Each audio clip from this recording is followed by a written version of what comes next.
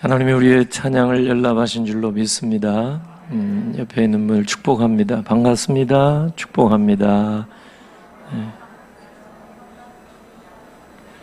12월 달인데 성탄절 이제 있는 달이죠. 왠지 한 해를 보내는 또 서운한 달이기도 하지만 소망이 있어요. 새해에 대한 소망이 있고 생명의 빛 예수 그리스도에 대한 소망이 있고, 오늘 강단에 보니까 강단 헌화 꽃도 너무 아름답고, 목석 같은 사람은 뭐 예쁘게 해놔도 쳐다보지도 않으시는데 너무 예쁘죠. 그리고 좀 많이 보던 것 같지만은 또 성탄 추리도 이렇게 새 단장을 하고 여러분을 맞이했습니다.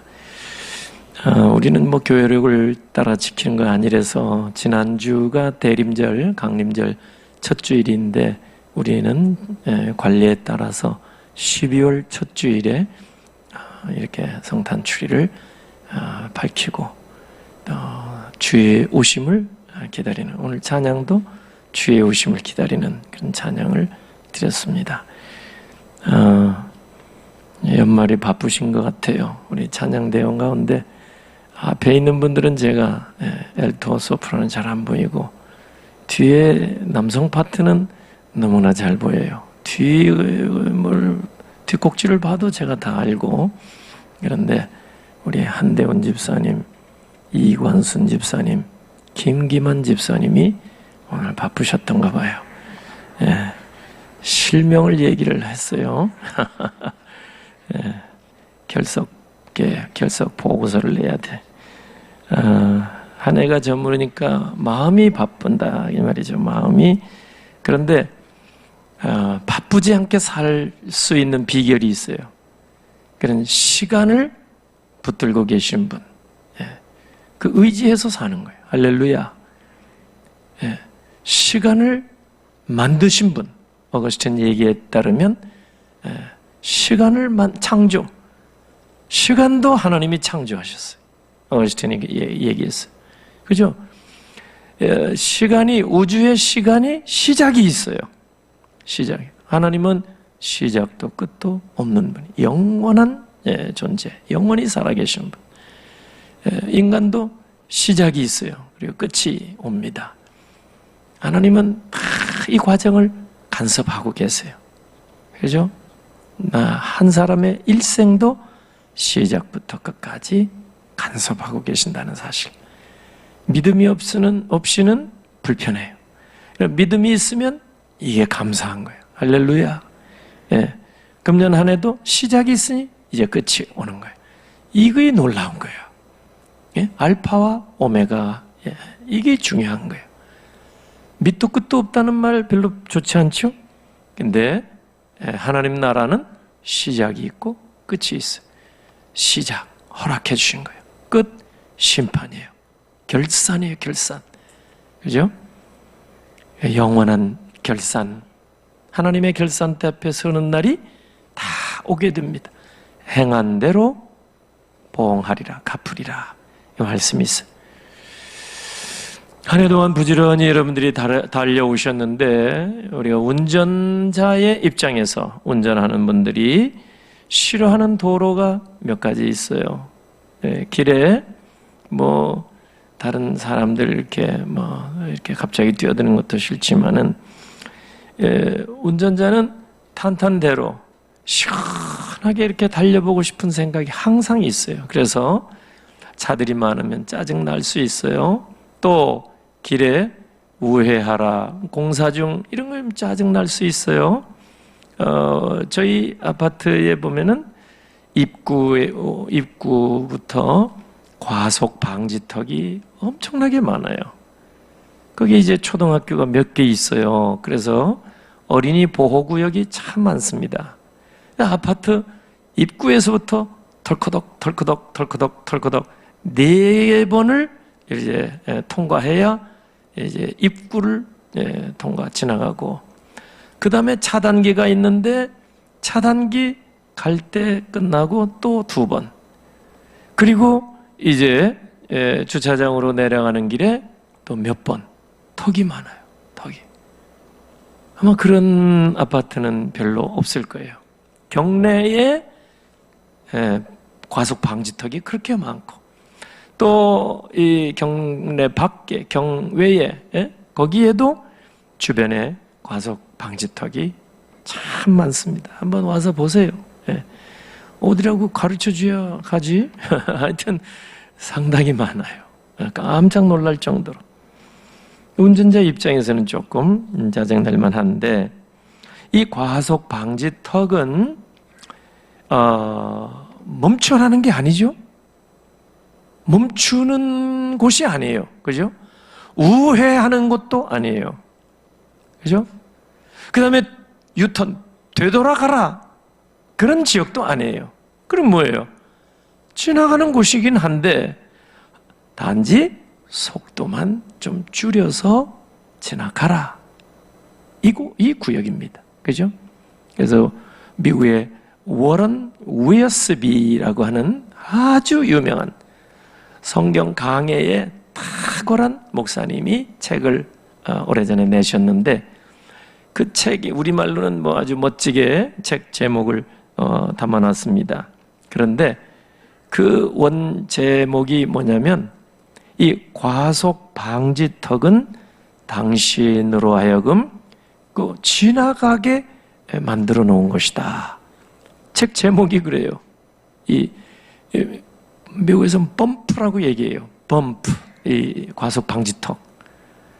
이게 얼마나 귀찮고, 운전하는 사람은 다 짜증 날 수 있는, 그죠? 과속 방지턱이 왜 이렇게 많아? 이럴 수가 있죠? 근데 그 목사님이 책을 썼는데, 이 과속 방지턱이라는 것은 그 지나가도록 올라서서 통과하라고 만들어 놓은 것이다. 세상에 그런 책 제목도 있더라고요. 그 책에 제가 오래전에 읽었는 책을 엊그저께 다시 들여다봤어요. 막 밑줄을 쳐놓은, 연필로 밑줄 쳐놓은 게 눈에 띄더라고요. 그래서 이번에는 제가 밑줄 쳐놓은 것을 중심으로 다시 한번 쭉 읽어봤어요. 우리가 히브리서를 오랫동안 살펴봤어요. 히브리서, 믿음의 영웅들, 특별히 히브리서 11장에 나오는 믿음의 영웅들이 나오죠. 이분들 대부분을 보면은 그분들의 인생길 앞에는 우리가 생각할 수 없을 정도로 수많은 이 과속 방지턱과 같은 장애물들이 있었습니다. 믿음의 영웅들 앞에 말이죠. 자, 믿음의 조상이라고 얘기하는 아브라함, 75세에 갈대아 우리에서 하나님의 부르심을 받고 갈 바를 알지 못하고 하나님의 지시하는 곳을 따라서 갔습니다. 어디 갔습니까? 도착한 곳이? 아무도 모르죠. 가나안 땅에 도착했어요. 그것도 신기한 거예요. 왜? 가나안 땅은 출애굽한 이스라엘 백성들이 이제 1세대는 못 들어갔지만 2세대 중심으로 하나님께서 젖과 꿀이 흐르는 땅이라 약속해 놓으시고 준비해 놓으신 곳. 출애굽에서 결국은 2세대들이 들어갔습니다. 약속의 땅이니까. 가나안이죠. 그보다 훨씬 먼저 약속의 땅에 들어간 출애굽 시대. 근데 창세기에 믿음의 조상 아브라함이 지금의 이라크 갈대아 우르를 떠나서 하나님이 지시하는 곳으로 가라. 어딘지도 모르고 순종해서 갔는데 도착한 곳이 가나안이에요. 참 놀랍죠? 하나님께서 역사하신 거. 제가 1980년 김종건 박사 뚝섬에서 민족 복음화 금식 성회에 제가 큰 은혜를 받았어요. 어디서요?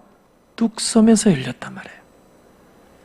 그리고 세월이 많이 흘러서 한국에 나와서 첫 번 하나님께서 보내주신 목양지, 바로 우리 교회가 있는 곳이 바로 뚝섬 옆에. 이런 일들이 여러분 참 많죠? 인생을 살다 보면 하고 왔는데 사연이 다 있는 곳이 바로 이곳이다, 그 말이죠. 아브라함이 약속의 땅 가라 모르고 갔는데 가나안이에요. 근데 먼 훗날에 모세가 출애굽한 이스라엘 민족을 이끌고 들어가려고 했던, 모세는 못 들어갔지만 그것이 바로 가나안. 자 보세요. 근데 믿음의 조상 아브라함이 하나님의 지시를 받아서 도착한 곳 가나안 땅, 도착해서 첫 번째로 부딪히고 만났던 문제가 뭐냐면 기근이라는 거예요. 얼마나 낙심됐겠어요? 왜?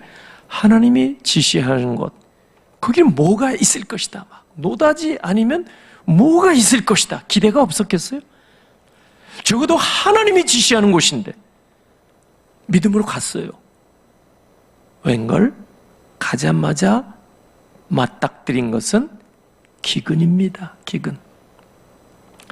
이 믿음의 조상 아브라함이 그 기근 문제 이제 해결하고 나서 좀 정착할 만하니까 이제 양떼들이 많아지고, 조카하고 항상 같이 살았는데 조카네 양떼도 많고 아브라함 양떼도 많고 목자들끼리 다툼이 생기네. 목초짓 문제로 결국 헤어지게 되는 거예요. 이것 때문에 분란이 되니까 조카에게 양보하는 거예요. 목초지 선점 문제로 분란이 있는 걸 원치 않았어요. 조카 내보내준 거예요. 그래서 이제 이 조카가 롯이죠. 좋은 목초지를 찾아서 이주해 간 곳이 소돔 땅. 가자마자 얼마 되지 않아서 무슨 일이 벌어져요? 전쟁이 벌어지는 거예요. 이 속이 조카가 또 포로로 잡히네. 전쟁통에 포로로 잡히니 아브라함이 사병들을 이끌고 가서 롯을 구출해 옵니다. 두 다리 뻗고 편안하게 쉴 만한 그런 여유가 없어요. 누가요? 믿음의 조상, 하나님이 불러내주신 하나님의 사랑, 그 앞에 이렇게 와서 방지턱처럼 장애물이 계속해서 일어나더란 말이에요. 자식이 없어요. 75세가 넘었는데 자식이 후사가 없어요. 구약시대는 저주와 같이 생각했어요. 아내가 후처를 드리시오. 그럴 때는 또 아주 그냥 표정 관리하면서 후처를 맞이했어요. 자식을 얻었어요. 이스마엘. 하나님이 기뻐하지 않은 자식이에요. 문제가 됐어요. 아내가 벌써 심기가 불편해요. 하갈에 대해서 아주 미운 마음이 들어요. 자기는 아들을 못 낳는데 후처 하갈은 오자마자 아들을 탁 낳아놨으니 내 위치가, 정실부인의 위치가 불안, 핍박하고 이스마엘 공박하고 결국 어떻게 해요? 내쫓게 되는 거죠. 그때 아브라함이 마음이 편했겠어요? 아주 얼마나 마음고생을 많이 했는지 몰라요. 그리고 나서 마침내 100세가 되어서 하나님의 약속하신 아들 이삭을 얻었습니다. 지금 50세 돼서 자식을 본다는 것도 기적이라고 하는데, 여러분, 아브라함이 100세 되어서 아들을 하나 얻었으니 그 기쁨은 이루 말할 수가 없어요. 어제 포르투갈 우리 축구가 물리치고 16강에 진출했던 거, 국민적인 기쁨이죠. 아마 그 기쁨보다 아브라함의 기쁨은 더 컸던 것 같아요. 100세의 아들을 얻었으니까 얼마나 컸겠습니까? 그런데 그 기쁨을 누릴 여유도 갖지 못한 채로 하나님이 아브라함을 찾아오셨어요. 아브라함아, 네가 얻은 아들 네 실력으로 난주하느냐? 내가 너에게 준 거 아니냐? 너는 그 아들을 데리고 모리아산에 올라가서 번제로 바쳐라. 청천벽력이 떨어진 거예요. 여러분, 어떤 부모가 늙음하게 얻은 아들을 번제물로 선뜻 바칠 수 있겠습니까? 아브라함은 믿음의 길에 들어서면서부터 이 과속 방지턱과 같은 이런 장애물을 수도 없이 만나게 되었다는 말씀입니다. 그런데 그 아브라함을 보면은 그 모든 장애물을 다 통과해서 더 멀리, 더 어떤 의미로 높이 믿음의 길을 가서 하나님께서 인정해 주시는 믿음의 조상의 반열에 오르게 된 줄로 믿습니다. 그냥 된 게 아니라 이 말이죠. 이삭 그 아들 이삭도 블레셋 사람이 이사하면 와서 막 공격하고 우물 뺏어가고 끊임없이 방해 공작, 장애가 너무 많아요. 야곱도 마찬가지예요. 인생길에는 그렇게 많은 장애물이 있을 수가 없었어요. 형의 장자권을 빼앗은 후에 그의 인생길은 숨 막힐 정도로 도망하고 피신하고 방황하고 그런 인생의 길을 달려갔던 분이 야곱입니다. 그러나 그 인생의 황혼역에는 가장 아름다운 그 시간을 보내게 해주셨어요. 하나님이 애굽의 왕을 통해서 부귀와 영화를 마음껏 누릴 수 있도록 하나님이 야곱에게 은혜를 주셨어요. 그 아들 요셉은 어려서부터 경험한 인생길마다 돌짝밭이었어요. 꿈을 꿨는데 해와 달과 11별이 자기에게 절을 해요. 이거 범상치 않은 꿈이에요.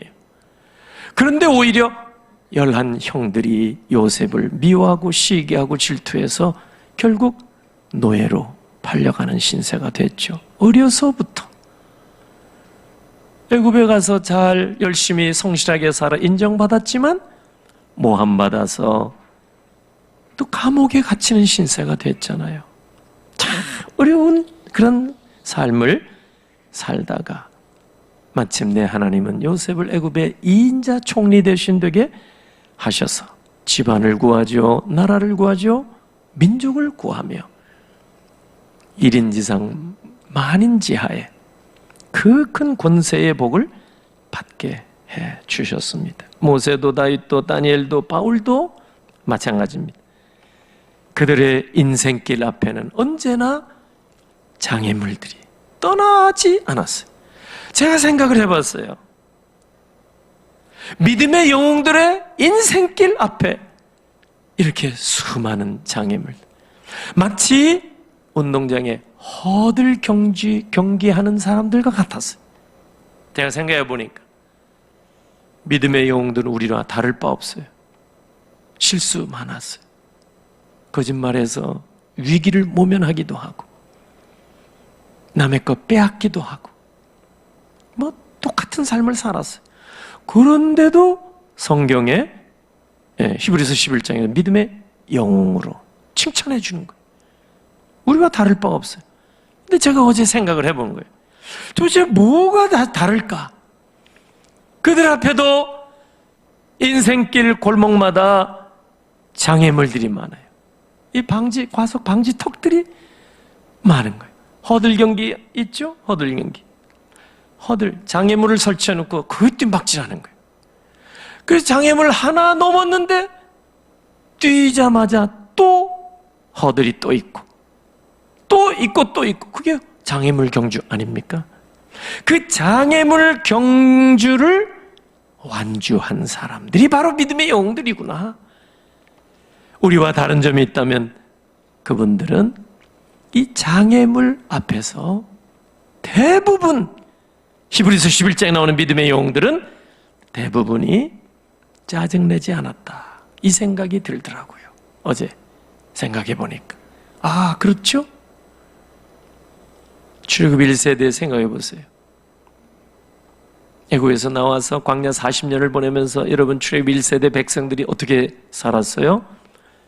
툭 하면 물 없다, 고기 없다, 밥 없다 해서 어떻게 됐어요? 밥은 있지만 맨날 진리다. 똑같은 만나를 먹으니까 모세를 원망하고 하나님 원망하고 불평하고 왜 길을 이렇게 빙빙 돌아가느냐? 불편하다. 원망, 불평. 우리는 어때요? 조금만 이런 장애물이 우리 앞에, 인생길 앞에 나타나게 되면 어떻게 돼요? 부모님 원망할 수 있죠. 환경 탓할 수 있죠. 다른 사람 원망할 수 있죠. 불평할 수 있죠. 짜증낼 수 있죠. 왜 나만 네, 이런 생각할 수 있죠. 나는 여태까지 이 생각을 미처 못했는데 믿음의 영웅들이 우리랑 다를 바가 별로 없었어요. 근데도 하나님의 은혜로 야 믿음의 영웅이라는 칭호를 받았구나. 아니더라고요. 어제 생각해 보니까 이분들은 수많은 인생길 앞에 장애물을 만날 때마다 짜증내지 않고 부모 탓 원망하지 아니하고 여러분 원망 전혀 안 한 건 아니죠. 그러나 대부분의 믿음의 사람들, 선진들 이렇게 보면은 짜증내지 않았어요. 그 백성들처럼 불평하지 않았어요. 과연 믿음의 영웅이라는 칭함을 받을 만하구나. 우리는 좀 줄이 길어져도 짜증이 나요. 과속 방지턱이 왜 이리 많아? 아파트 들어갈 때마다 왕짜증. 응? 예. 길 갈 때마다 갑자기 새치기 들어오고 이런 짜증 날 수 있어요. 왜 이렇게 짜증이 많은지 몰라요. 오늘날 우리가 이 세상 살면서 세상이 빨리 갈수록 바쁠수록 IT 시대 스피드 이 속도가 문제잖아요. 그럴수록 짜증이 더 많아지는 것 같아요. 가게에서 줄만 좀 길어져도 짜증이에요. 근데 일본에 껍데기만 봐서 모르겠습니다만은 이제 이렇게 가게 가서 줄을 이렇게 서보면 미국 사람들도 전에 보면은 줄이 긴데도 이렇게 서로 얘기하면서 이렇게 기다려요. 우리만 나만 기다리지 못해가지고 안절부절 못하고 왔다 갔다 하고 줄 바꿔서 국리하고 그러다 더 망해요. 응? 믿음의 영웅들을 보니까 인생의 앞길에 수많은 장애물이 그렇게 있을지라도 원망 불평하지 아니하고 짜증내지 아니하고 그 믿음으로 끝까지 살았어요. 그러니 믿음의 영웅들이라 칭함을 받을 수가 있지요. 오늘 여기에 시편 91편 여기 보면은 11절 12절 보면은 하나님은 자녀된 우리가 어떤 위험 속에 있을지라도 보호해 주실 것이다. 약속해 주고 계세요. 그래서 믿음의 사람들은 하나님의 약속이 있으니까 그렇게 원망 불평하지 아니하고 짜증내지 아니하고 왜? 이런 위험 속의 장애물 속에서도 하나님이 보호해 주겠다. 지켜주겠다. 구름기둥 불기둥으로 보여주시면서 인도해 주겠다. 그 백성들은 이렇게 원망 짜증했을지 모르지만 이렇게 믿음의 사람들은 끝까지 하나님의 약속을 기억하고 믿음으로 달려갔다. 그의 말씀입니다. 이 11절 시편 91편 보면은요 어떤 위험이냐 적어도 11가지 위험이 나옵니다. 원수들이 올무를 만들어 놓는데 우리가 거기에 빠지지 않도록 전염병이 있을 수 있지만 우리를 지켜주시고 온갖 고난과 악이 난무할지라도 우리는 보호해 주시겠다. 아버지의 약속. 하나님은 우리의 방패와 손방패가 되어주셔서 자연재해 막아주시고 적들의 공격에서 보호해 지켜주실 것 약속하고 계세요. 밤의 공포, 낮의 화살 다 보호해 주시겠다 약속하셨어요. 하나님이 택한 백성에게 이렇게 약속해 주셨단 말이에요. 그런데 정작 자녀된 우리가 이 말씀을 받아놓고서 실제로 위험 속에서 사용하지는 못하고 우리는 여전히 짜증과 원망과 불평을 일삼고 있지 않은가. 왜 그럴까 보니까 그 귀한 말씀을 마귀에게 다 빼앗겨서 그렇다고 말해요. 마태복음 13장 보면은요, 씨 뿌린 자 비유가 나와요. 씨 뿌린 자 비유, 마태복음 13장 3절 4절 보면은 거기 보니까 씨를 뿌릴새 더러는 길가에 떨어짐에 길가에 떨어짐에 새들이 와서 먹어버렸다. 말씀이 옥토와 같은 마음의 토양에 떨어져야 싹이 나고, 그죠? 자랄 텐데, 길가와 같은 길가. 예. 돌짝밭이 있고, 길가와 같은 밭이 있고, 가시밭이 있고, 옥토가 있잖아요. 4가지 종류의 밭. 그럼 마음의 토양이란 말이에요. 길가와 같은 밭은 뭐예요? 사람들이 많이 밟고 지나가는 길이에요. 길은. 그죠? 그러니까 그런 마음을 가진 사람은 상처가 많아요. 짓밟힌 경험들이 많은 사람들이. 하나님의 말씀이 떨어져도 마음에 와 닿지가 않아요. 남들이 항상 짓밟고, 무시하고, 그런 경험이 많은 사람들은 하나님의 말씀도 이렇게 아멘으로 받아서 내 것으로 삼지를 못한다 그 말이에요. 왜 그럴까? 이유가 마태복음 13장 4절 새들이 와서 날름 삼켜버린다 이 말이에요. 마귀가 바로 그렇습니다. 마귀가 집어삼키는 거예요. 아니 마태복음 4장에 보면은 예수님이 40일 금식 기도하신 후에 마귀가 와서 3가지 시험을 던져요. 2번째 시험에도 보니까 거룩한 성 꼭대기에 예수님을 모시고 가서 성전 꼭대기에 이렇게 세우고 여기서 한번 뛰어내려 보시오. 뛰어내리게 되면은 하나님이 천사를 보내서 손으로 당신을 이렇게 받들어서 다치지 않게 주실 것이요. 근데 그 얘기가 어디서 나온 얘기예요? 바로 오늘 본문 시편 91편 11절 12절 말씀. 누가 사용해요? 마귀가 사용. 예수님을 시험하는데 하나님이 택한 백성 우리에게 11가지 이상의 위험을 만날 때 반드시 지켜주겠다. 약속의 말씀인데 누가 사용해요? 마귀가 사용. 우리는 다 빼앗기고 정작 우리가 위기 속에서 이 말씀을 놓쳐버리기 때문에 생각이 안 나는 거예요.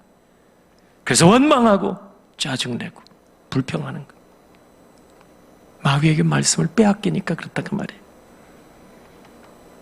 하나님은 오늘 여기 시편 91편 보면은요, 우리 인생길 앞에 장애물 다 치워주겠다. 얼마나 좋아요. 그냥 탄탄대로로 그냥 시원하게 고속도로 달리듯이 그렇게 해 주시겠다 약속하지 않았어요. 전제한 게 뭐예요? 11가지 위험이 언제든지 찾아올 수 있다 이 얘기를 하신 거예요. 그렇지만 내가 지켜주겠다 그 얘기예요. 그러니까 하나님은 우리 앞에 놓인 장애물을 없애주겠다 제거해주겠다가 아니라 그 장애물이 오히려 디딤돌 되게 하겠다. 걸림돌이 디딤돌 되게 하겠다.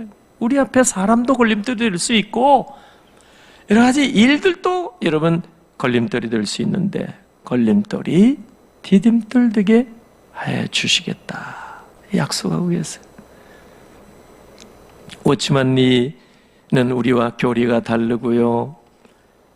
중국 교회에서도 큰 영향을 끼쳤어요. 1920년대에서 50년대까지 교회를 200개 이상이나 세운 대단한 분입니다. 영역이 있으시고 그런데 이제 신학과 교리는 저희와 많이 다르기 때문에 그분이 쓴 많은 책이 있지만 영에 속한 사람 시리즈 있죠.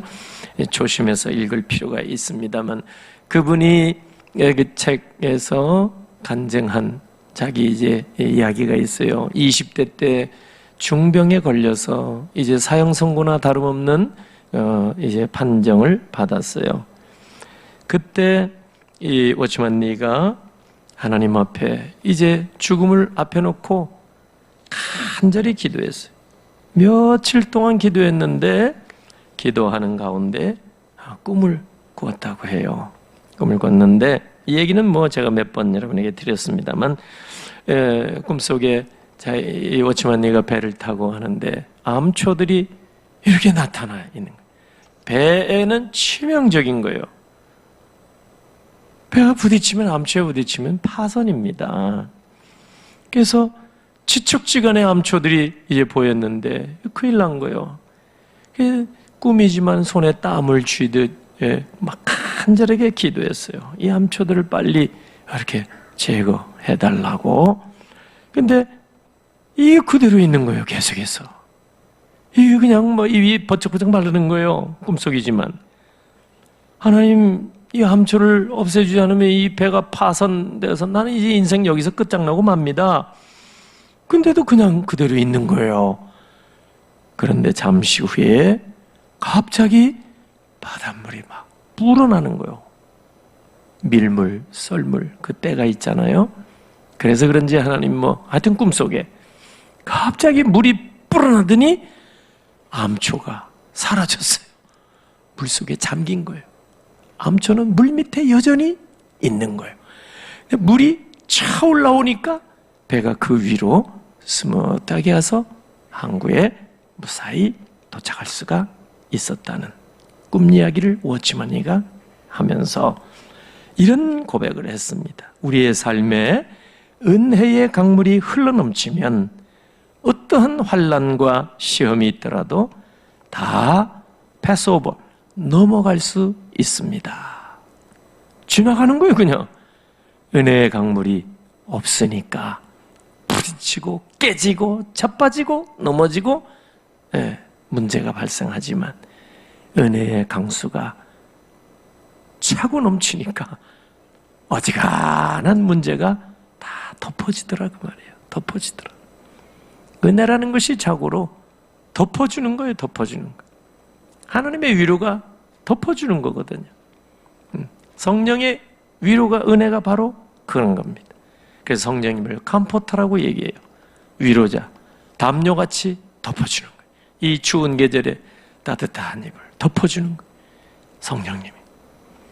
그 은혜의 강수가 차고 넘치니까 다 우리가 봤던 문제거리는 다 덮어지더라고요. 인생길에서 장애물을 가장 많이 겪었던 분은 다름 아닌 예수 그리스도이십니다.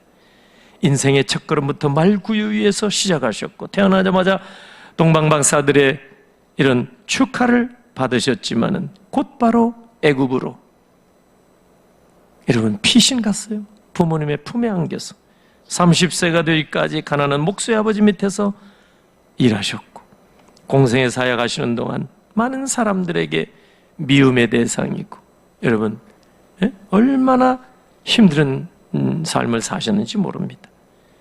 예수님은 방 한 칸, 집 한 칸 없었어요. 마태복음 8장 20절 읽을 때마다 가슴이 짠해오는 그런 마음을 가져요. 예수께서 이르시되 여우도 굴이 있고 공중의 새도 거처가 있으되 인자는 머리 둘 곳이 없다다. 인자는 머리 둘 곳이 없다. 요한복음 14장 1절에 너희는 마음에 근심하지 말라. 하나님을 믿으니 또 하나를 믿으라. 아버지 집에는 거할 곳이 많도다. 맨션들이 많도다. 그런데 정작 예수 그리스도는 공중에 새들도 거처가 있고 여우도 굴이 있으되 인자는 머리 둘 곳조차 없도다.